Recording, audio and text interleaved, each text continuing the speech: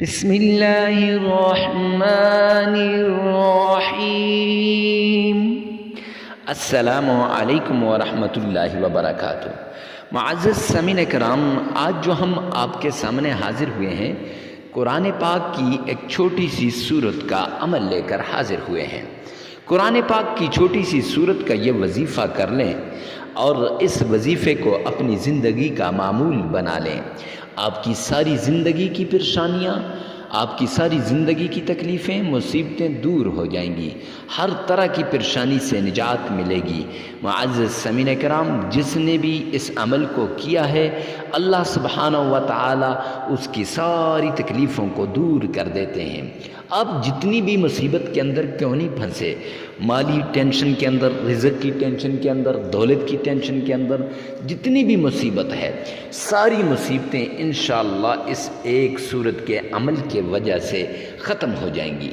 بڑے سے بڑے لوگ اور اچھے سے اچھے گھرانے والے اس عمل کو کرتے ہیں، اور پیران پیر شیخ عبد القادر جیلانی رحمۃ اللہ علیہ نے اپنے خاص مریدوں کو یہ عمل بتایا۔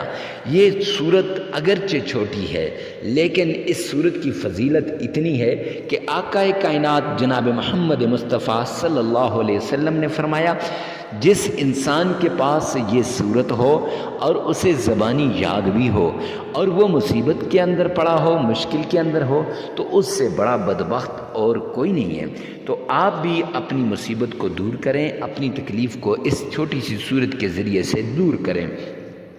تو آئیے چلتے ہیں عمل کی طرف۔ معزز سامعین کرام، آپ نے کرنا کچھ یوں ہے کہ 3 مرتبہ تعوذ پڑھنا ہے۔ اعوذ باللہ من الشیطان الرجیم، 3 مرتبہ آپ نے تسمیہ پڑھنی ہے۔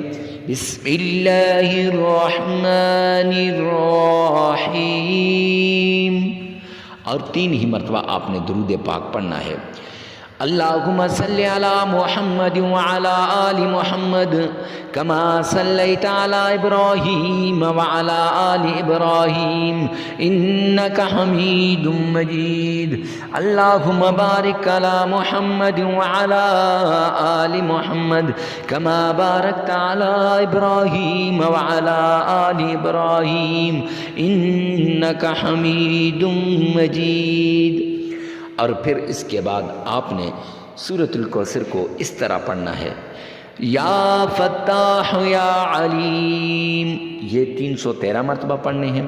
اور یہ سورت انا اعطیناک الکوثر فصل لربک وانحر ان شانئک هو الابتر، یہ 33 مرتبہ پڑھنی ہے۔ اور 3 مرتبہ سورہ اخلاص، قل هو اللہ احد اللہ الصمد لم یلد ولم یولد ولم یکن له کفوا احد، یہ پڑھنے کے بعد 3 مرتبہ درود پاک پڑھیں، 33 مرتبہ استغفار کریں، عمل مکمل ہو جائے گا۔ لگاتار 7 دن یہ عمل کریں، انشاءاللہ آپ کی ساری پریشانیاں دور ہو جائیں گی۔ ویڈیو کو ثواب کی نیت سے صدقہ جاریہ سمجھ کر شیئر کرنا مت بھولیے گا۔